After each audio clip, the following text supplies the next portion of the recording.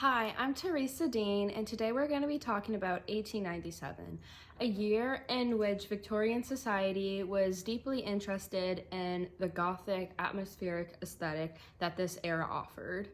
However, this year also reflected the changing world in which the Gothic, supernatural, and medieval past were no longer being treated as this fixed or purely imaginative idea, but instead they were actively being reinterpreted through the literature, scientific investigation, and aesthetic theory seen at this time.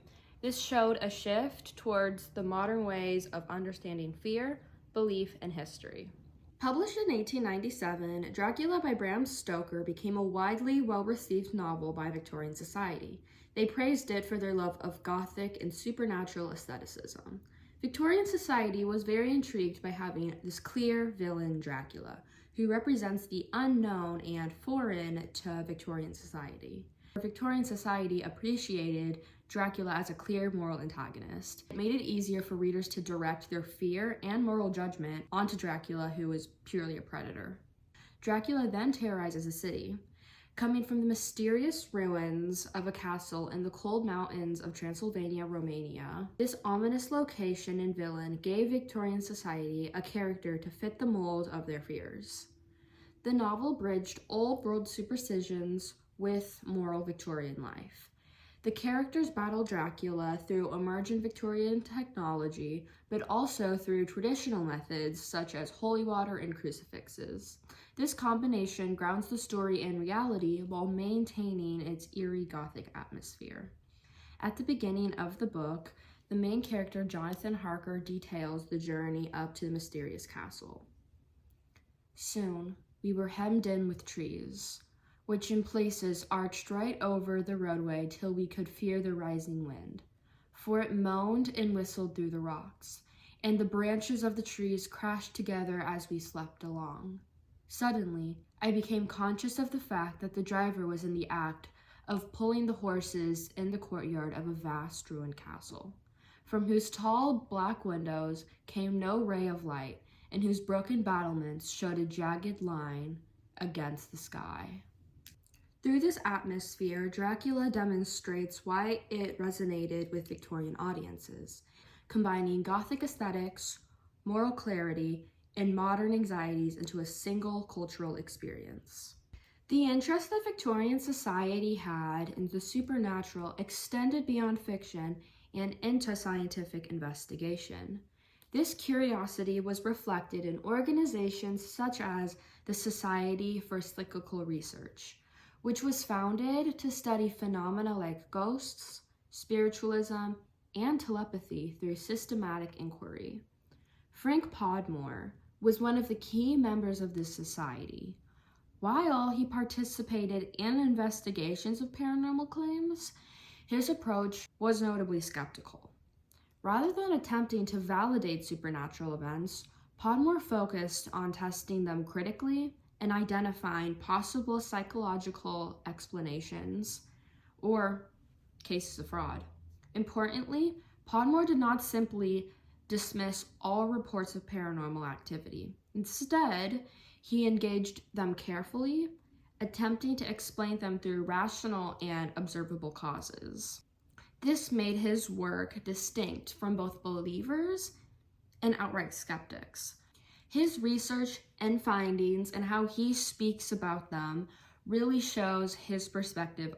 It is now so much more to be preferred because the tests, which alone could distinguish between fact and fantasy, have been tried and have failed. Or, in the alternative, those who examine the phenomena have proved themselves unfitted for their task by omitting to apply the tests at all. Because through statements like this, Podmore framed supernatural experiences not as evidence of the paranormal, but as a phenomena that requires psychological explanation. Because of Podmore's skeptical approach, he became the most frequently cited and respected member of the Society for Psychical Research. His work was valued for its methodological caution and emphasis on critical evaluation rather than speculation. Because of this, Podmore reflects a broader shift in Victorian culture. While fascination with the supernatural remained strong, it was increasingly being examined through rational inquiry and scientific skepticism rather than belief alone.